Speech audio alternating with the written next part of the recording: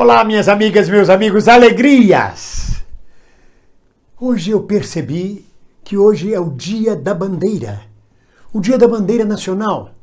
Comemora-se o dia em que a nossa nova bandeira nacional, após a proclamação da República, foi constituída. E uma coisa puxa a outra. Imediatamente me lembrei, não sei porquê, por associação do inconsciente, do corneteiro Lopes, que a maioria do Brasil absoluta não conhece o corneteiro Lopes. Falaremos dele também. E aí veio na minha lembrança o meu avô, oficial do Exército, Antônio, meu avô de consideração.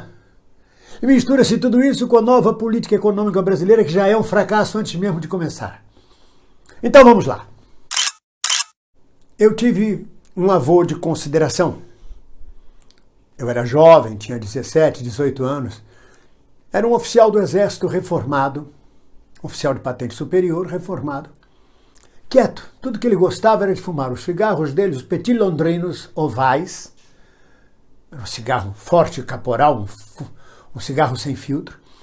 Ele passava o dia sentado na mesa, na pequena mesa de jogo dele, fumando aquele caporal e esperando um parceiro para jogar buraco com ele. Às vezes eu sentava, passava o dia jogando buraco com ele. Ele não falava muito, era irônico, sarcástico quando falava. Era uma pessoa muito boa. A avó não. A avó era militante política. A avó se jogava na luta. E o avô segurava a onda dela, pacientemente, com toda a calma.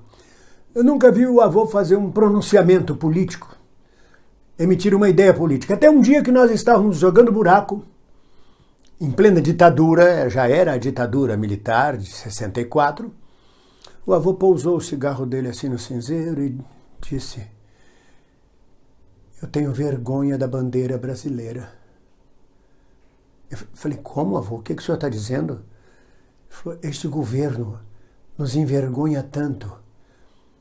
Este regime militar que é imposto ao país me leva a ter vergonha da nossa bandeira." E disse isso com uma dor, com um pesar, e nunca mais voltou a fazer nenhum pronunciamento político, até a sua morte.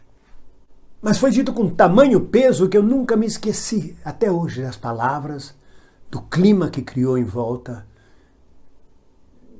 e do quanto nos levou a pensar. E aí hoje é dia da bandeira. Uma bandeira que todo mundo diz, desde pequeno a gente aprende que ela é verde por causa de nossas matas, amarela por causa do nosso ouro, azul por causa do nosso sol e branco por causa da paz.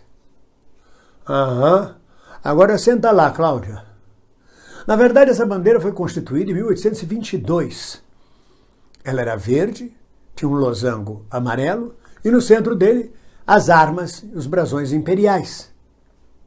Na verdade, segundo a história, embora haja controvérsias, tem nada desse papo de verde por causa das matas, ouro, amarelo por causa do ouro. Ela foi constituída tendo o verde da Casa de Bragança. O verde era a cor da Casa de Bragança, a casa que reinava o imperador Pedro I. O amarelo era a cor da Casa de Augsburg, da Áustria, de onde veio a imperatriz Leopoldina, mulher de Dom Pedro I. Então o verde e amarelo era a junção das bandeiras dos dois reinos. E no centro, o brasão de armas. Mais tarde, quando se proclamou a República, manteve-se o verde e amarelo, com esse papo de mata e ouro, mas na verdade manteve-se a tradição das casas, e tirou-se o brasão imperial. E o que a gente coloca no meio? Bota uma esfera azul, simbolizando a abóbada celeste na noite da proclamação da República, com as constelações nos seus lugares e cada estrela representando um estado. E aí veio esse azul com todas as estrelas representando os estados. Mas como os positivistas eram muito presentes, fizeram questão de largar uma tarja branca sobre o céu azul, escrito ordem e progresso. Na verdade, a frase remete à frase completa, que é amor, ordem e progresso. Tiraram o amor da bandeira já de saída, e é por isso que acho que a gente lascou-se e danou-se tanto durante todas essas décadas. Esse é o caso da bandeira brasileira. É um mito. Na minha juventude era um mito. A bandeira era uma coisa sacratíssima, profundamente sagrada. Nós tínhamos inclusive a lenda, um mito entre os jovens militantes que íamos para a rua em passeata, de que uma vez se você se enrolasse na bandeira brasileira, a polícia não podia te espancar. Que ingenuidade. Era a bandeira e o hino. Que se você começasse a cantar o hino nacional... Oh, meu Deus, era um conto de fadas. Se você começasse a cantar o hino nacional, a polícia tinha que parar e você também ficava cantando o hino. Porra nenhuma. Quanto mais cantava, mais porrada tomava. Quanto mais se enrolava na bandeira, mais porrada tomava. Nunca houve isso. Mas, no período que se seguiu a ditadura de Vargas, e em seguida, a bandeira era um tabu. Não se podia mexer na bandeira. Tinha todo um ritual. Não podia usar a bandeira a não ser como bandeira. Depois ela virou sandália, sapato, chinelo, camisa, colcha, travesseiro. Mas era um tabu. Em 1981, por exemplo, nós fizemos um espetáculo no circo que nós criamos na Bahia. O espetáculo chamava-se Almanaque do Teatro Livre para 1981. Era um teatro de almanaque, de cultura popular em prosa. E era uma companhia circense. Mantínhamos uma companhia circense com 54 atores e circenses.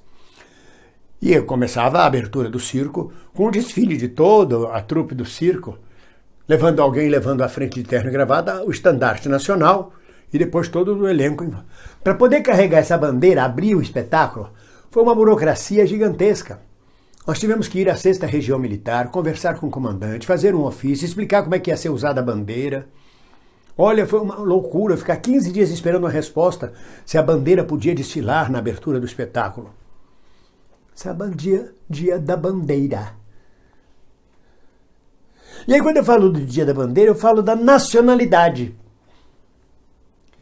Falo de Dom Pedro I, da Casa de Bragança, de Leopoldina da Casa de Habsburgo, que na verdade quem assinou a nossa independência foi a princesa Leopoldina. O imperador estava a viajar pelas províncias do sul. E da solidificação, portanto, da nossa independência, me vem à mente o Corneteiro Lopes, que o Brasil pouco conhece.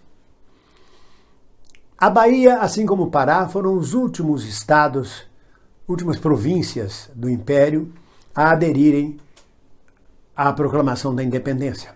O Pará, porque tinha profundas relações comerciais diretamente com a corte. Os navios saíam de Belém do Pará e iam para a corte em Portugal. O caminho era mais perto do que sair do Rio de Janeiro para a corte. E os comerciantes brasileiros e portugueses estabelecidos no Pará tinham muito mais interesse em manter as relações com a corte como estavam. Mas a Bahia não. A Bahia tinha muita tropa portuguesa acantonada. E essa tropa rebelou-se.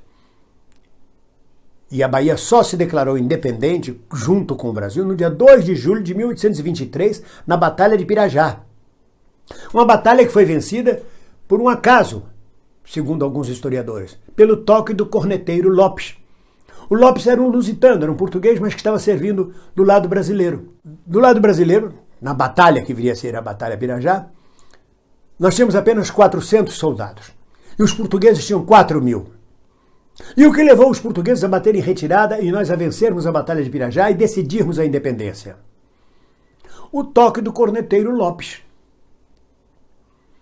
Quando o capitão, o comandante das tropas brasileiras, viu que nós estávamos em desproporção em quantidade de homens e de baterias, e não tínhamos cavalaria sequer, ordenou que tocasse a retirada, a recuada, que a gente se rendesse, fugisse da batalha e deixasse aos portugueses. Corneteiro, toque retirada. O corneteiro Lopes, sabe lá por quê? Em vez de tocar a retirada, tocou avançar. E logo em seguida, cavalaria avançar e degolar. E aí os portugueses acharam que nós estávamos em número superior, tínhamos recebido os reforços, era uma coisa gigantesca, e bateram em retirada. Porque não havia nenhuma razão para os portugueses baterem em retirada, eles tendo 4.000 homens e nós 400. E foi o toque do corneteiro Lopes que decidiu a Batalha de Pirajá, a independência da Bahia e a solidificação da independência brasileira. E toda esta batalha, desde 1822, 1823, 1889, bandeira para cá, bandeira para lá, vem parar na mão de quem? De Paulo Guedes e Bolsonaro. Mas sobretudo de Paulo Guedes, o Chicago Boys que nos sobrou, que veio com planos miraculosos para a economia brasileira, e já agora, há quase completar um ano, dá com os burros na água antes mesmo de começar o seu projeto econômico. A bolsa despenca, o dólar passa de 4,20, por total falta de confiança do investidor estrangeiro, num país instável, com um comandante mais instável ainda e com situações onde ninguém quer investir. Triste dia da bandeira brasileira, mas que ela esteja hasteada bem alta para se sobrepor a todas as crises pelas quais passamos e até por este momento sombrio que vive o Brasil em mãos, pode-se dizer até, psicopatas. Eu tenho orgulho da nossa bandeira, tenho orgulho de nossa bandeira e creio que ela pode ser mais altaneira ainda o dia que o Brasil recuperar o seu respeito, a sua confiança, a sua autoestima. Um bom dia e bandeira para todos!